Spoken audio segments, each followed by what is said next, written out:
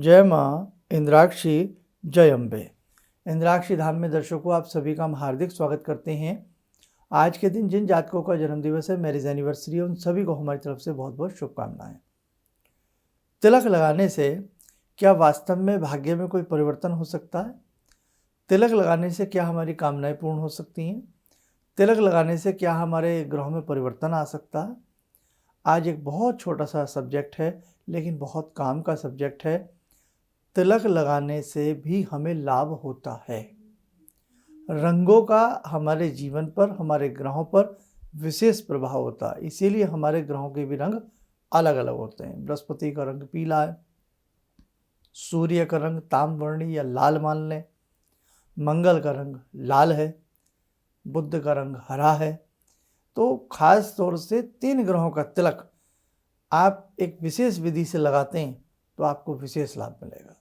आज का ये एक अनूठा सा कार्यक्रम है, शायद पहले कभी आपने ना सुना हो, ज़रूर सुनिएगा। आइए पहले आज का हम पंचांग देखें। 15 अप्रैल सन 2023, दिन शनिवार, संवत 2080, बैसाख मास, कृष्ण पक्ष, तिथि दशमी, नक्षत्र स्वर्ण, राहु काल 9 से 10:30, दिशा सूल पूर्व दिशा। हम तिलक लगाते हैं। मस्तक पर तिलक पूजा पाठ के समय में लगाया ही जाता है। और तिलक के भी नाना प्रकार के तिलक होते हैं। हम त्रिपुंड के रूप में लगाते हैं, तो कुछ लंबे रूप में लगाते हैं, हम बिंदी के रूप में लगाते हैं, गोल तिलक लगाते हैं। और आपने देखा हो और बहुत सारे ऐसे संप्रदाय हैं, भांति भांति के तिलक लगाए जाते हैं। लेकिन आज जो हम आपसे तिलक की बात कर रहे हैं, वो हम कर रहे हैं हथेली में तिलक लगाने की बात कर रहे हैं। हमारी हथेली में भी, हमारी इन गांठों पर, इस स्थान पर, उंगली के जोड़ के नीचे ग्रहों का वास होता है। जैसे हमारी पहली उंगली है, हमने आपको सबको बता रखा है जो ज्योतिष प्रेमी है, पहली उंगली के नीचे बृहस्पति ग्रह का वास होता है, इसे हम गुरु पर्वत कहते हैं। द्वितीय उंगली के नीचे हमारा शनि का वास होता है, यानी कि मध्यमाका के नीचे, और अनामिका के नीचे, रिंग फिंगर के नीचे सूर्य का वास होता है। और हमारी हथेली में जो मंगल होते हैं, वो मंगल यहाँ भी होते हैं और मंगल यहाँ भी होते हैं। 2 स्थानों पर मंगल होते हैं। तो हम आपको एक बहुत सहज तरीका बता रहे हैं, 3 ग्रहों का तिलक बता रहे हैं। कुछ माह, कुछ महीने आप इन 3 प्रकार से, इन 3 ग्रहों पर तिलक लगाना शुरू करिएगा। आपको अनेकों प्रकार के कार्य आपके सिद्ध होते नजर आएंगे। आपके कुछ संकट तो दूर जरूर होंगे। कैसे? सबसे पहले आप रविवार से शुरू करें, संडे के दिन से। अब जो सूर्य ग्रह हमारी उंगलियों में होते हैं, सब ये रिंग फिंगर है हमारी, रिंग फिंगर के नीचे यहाँ पर ये गद्दी नुमा जो स्थान होता है, यह हमारे सूर्य पर्वत होते हैं। रविवार की सुबह सूर्य के ही समय में, होरा में, यानी कि जब सूर्य उदय होते हैं उसके 1 घंटे के अंतराल में, बीच बीच में, उससे पहले स्नान आदि करके शुद्ध होकर के बैठ जावें। और जब आप धूप दीप करते हैं, जिस प्रकार से अपनी दैनिक पूजन शुरू करते हैं, उस प्रकार से प्रारंभ कर लें। लाल रंग का तिलक आप अपने सूर्य पर्वत के ऊपर लगाएं, सिर्फ सीधे हाथ में। क्या बोल करके? ओम सूर्याय नमः बोल करके सीधे हाथ में लाल रंग का तिलक करीब 3 महीने लगाएं आप। किस दिन? केवल रविवार के दिन। ठीक, आगे बढ़ते हैं। अब गुरुवार 3 तिलक लगाइए, रवि, गुरु और मंगल।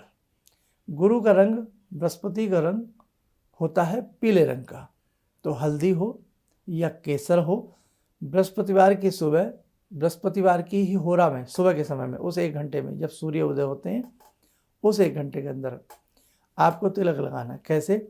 ये इंडेक्स फिंगर है, तर्जनी उंगली है, तर्जनी उंगली पर यहाँ पर ओम गुरुवे नमः बोल करके पीले रंग का तिलक लगाइए। मस्तक पे लगा सकते हो, मस्तक पे भी लगाइए, लेकिन हाथ में जरूर लगाना है। महिलाएं हों या पुरुष हों, सभी को राइट हैंड में ये तिलक लगाना है। बच्चे हों, बुजुर्ग हों, कोई भी हो, सभी के लिए राइट हैंड में ये तिलक लगाना है बृहस्पतिवार के दिन। 3 माह ऐसा करिए। अब मंगल की स्थिति हमारी हथेली में 2 स्थानों पर है। ये अंगूठा है, ये उंगली है, इससे यहाँ पर मंगल है, और यहाँ हथेली के इस पोर्शन के मध्य में यहाँ पर मंगल है। मंगल में यहाँ पर भी तिलक लगेगा मंगलवार, और यहाँ पर भी तिलक लगेगा मंगलवार। कोई डर भय की बात नहीं है। लाल रंग का तिलक लगाइए। मंगलवार सुबह उठें, वही जैसे आपको बताया मंगलवार की होरा में। होरा का मतलब क्या है? एक समय। कौन सा समय? जिस दिन का जो दिन हो, और उस दिन में उस सूर्य उदय से लेकर के 1 घंटे का जो समय होता है वो उस दिन की होरा होती है।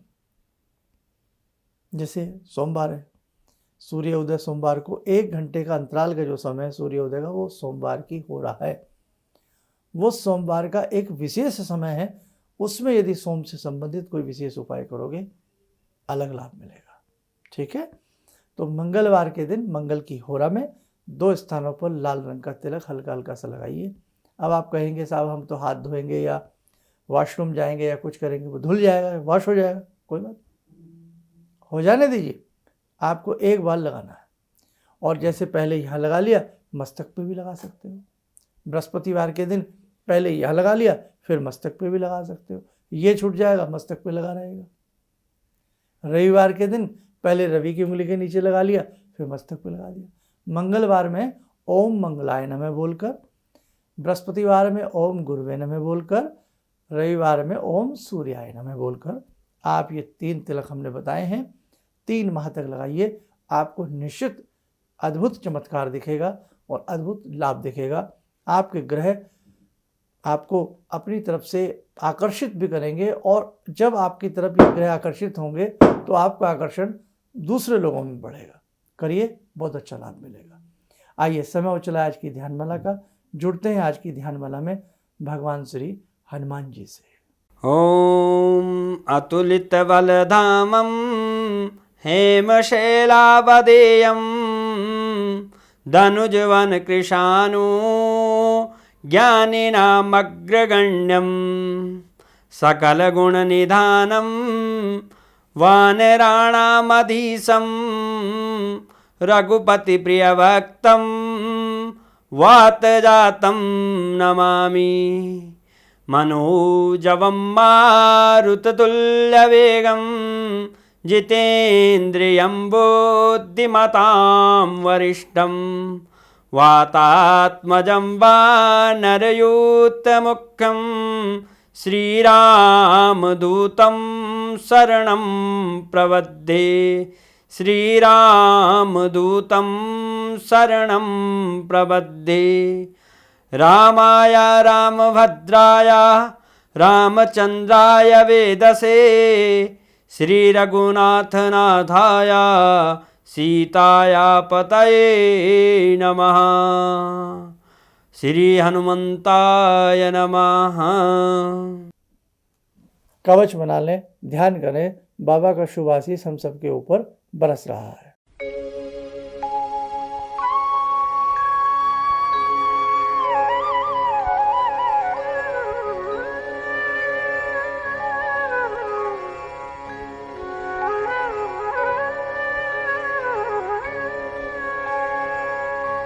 ओम बोलते हुए नेत्र खोलें, सामान्य हो जाए। बाकी सारी बातें शिविर की हमने आपको समझानी है, अच्छे से सारी सबको बातें समझ में आ गई होंगी। जो आध्यात्मिक हमारा आयोजन होने वाला है 22 अप्रैल को है, अक्षय तृतीया का दिन है।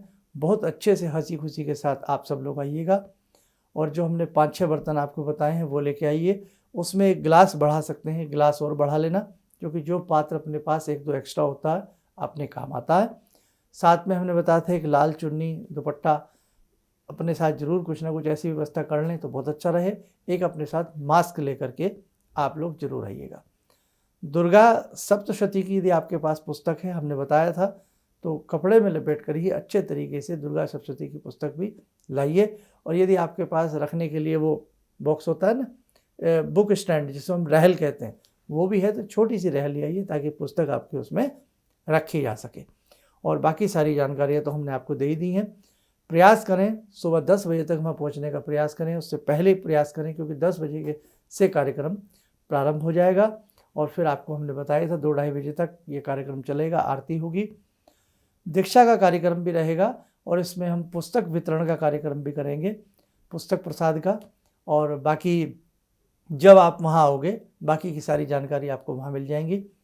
दुर्गा जी की छोटी सी मूर्ति हमने बताई है, वो अपने साथ आपको लेकर के आनी है और बाद में अपने साथ वापस आपको ले जानी है। बहुत लोगों के मन में है कि हम अपनी तरफ से भी कोई फूल पत्ती या भगवान को चढ़ाने के लिए कुछ लेकर के चले, तो वो आपकी अपनी भावना है, आप उसे वहीं अपनी थाली में वहाँ भगवान को चढ़ाइए, ठीक है। और आपको एक जो लिफाफा मिलेगा बाद में फूल सामग्री सारा बटोर करके आपको उसी में रखना है, चाहे अपने साथ उसको ले जाइए या वहाँ एक स्थान बता देंगे, पूजन के उपरांत उसको वहाँ पर आपने छोड़ देना है, ठीक है। और अच्छे से अपनी टिकट विकट करा के सब अच्छे से आइए। और हम आपको फिर एक बात बार बार बता देते हैं, क्योंकि ऐसी फ़ोन कॉल आते हैं कि भाई हम रुकेंगे कहाँ, तो मैंने आपको बताया है रुकने का किसी तरह से कोई वहाँ इंतज़ाम नहीं है। ये बात आपको मैं बार बार समझा रहा हूँ। बहुत लोग ऐसे हैं जो बिल्कुल ही जिनको समझ में बात नहीं आती है, तो इस चीज़ को ध्यान से सुन लें। ये आयोजन एक आध्यात्मिक पूजा है, संकटों के कष्टों के निवारण के लिए ये पूजन हो रहा है और बहुत सुंदर पर्व है, अक्षय तृतीया जैसा पर्व है। ये मौका बार बार नहीं मिलता, इसलिए जिनके नाम रजिस्टर्ड हो चुके हैं वो बहुत हंसी खुशी से जगजननी का ध्यान करते हुए पधारें। आप सबका हम वेलकम करते हैं, स्वागत करते हैं। लेकिन वहाँ पर किसी की जन्म पत्रिका या हाथ की रेखाएं या कोई इस प्रकार का कार्यक्रम नहीं है, वहाँ कोई ज्योतिष का कार्यक्रम नहीं है, वहाँ किसी की कुंडली नहीं देखी जाएगी। और पुनः कह देते हैं किसी भी तरह रुकने की व्यवस्था वहाँ पर नहीं है। आपको नहाना है, स्नान करना है, आपको शुद्ध होकर के अपने ही हिसाब से आना है। अपने हिसाब से कहीं भी रुकिए, होटल करिए, उस हिसाब से आपको आना है। जैसे आप किसी भी तीर्थ स्थल पर जाते हो तो वहाँ सब अपने आप ही तो हम लोगों को करना पड़ता है। हम बनारस जाएं, अपने आप ही हमें कहीं ठहरने की व्यवस्था करनी पड़ती है, उसके बाद हम शंभू के दर्शन करते हैं। हम वैष्णो देवी जाते हैं, हमें अपने आप ही कहीं अपनी ठहरने की व्यवस्था करनी पड़ती है, हम फिर दर्शन करके आते हैं। तो बेटा ऐसे ही अपने दिमाग में ये बात लेकर के चलना। हाँ, जब आश्रम पूरा बन करके कभी तैयार ईश्वर की कृपा से जल्द होगा तब बात अलग होती है, लेकिन अभी जो व्यवस्थाएं हमारे पास हैं वो हमने आपको बता दिया। हाँ, आपका पूजन की सारी सामग्री आपको सब वहीं दी जाएगी, आपके भोजन प्रसाद की व्यवस्था वहीं पर है, ठीक है। बस बाकी यही आपको कहना था। आप स्वस्थ रहें, सुखी रहें, इन्हीं शुभकामनाओं के साथ हम अपनी वाणी को विराम देते हैं। जय जय अम्बे। मेरी बार बार आंखों की नाड़ी फट जाती थी, तो डॉक्टर ने मेरे को बोला कि ये कैसे हो गया। मेरे 30 साल की प्रैक्टिस में कभी भी इस आंख की रोशनी चली गई थी, तो वो मैं मंत्र करती थी, आपने मेरे को बताया था, तो उस मंत्र से मेरी रोशनी वापस आ गई। मेरे को काला मोतियाबिंद है, तो हाँ अब ठीक है, इस रोशनी आंख में आ गई। तो वो बोले कि मैं बड़ा हैरान हूँ कि रोशनी ये वापस आ कैसे गई, तो आपकी कृपा से आई। किसी भी समस्या के समाधान के लिए मिले प्रसिद्ध हस्तरेखा एवं वास्तु विशेषज्ञ प्रोफेसर धर्मेंद्र शर्मा जी से। नोट: शिविर में भाग लेने हेतु एवं व्यक्तिगत रूप से मिलने के लिए कॉल करने का समय सुबह 10 बजे से शाम 6 बजे तक। हमारे विभिन्न ज्ञानवर्धक कार्यक्रम देखने के लिए आप हमें अभी सब्सक्राइब करें, बेल आइकन को प्रेस करें ताकि आप देख सकें हमारा कार्यक्रम सबसे पहले। और अधिक जानकारी के लिए फेसबुक पेज को लाइक करना न भूलें।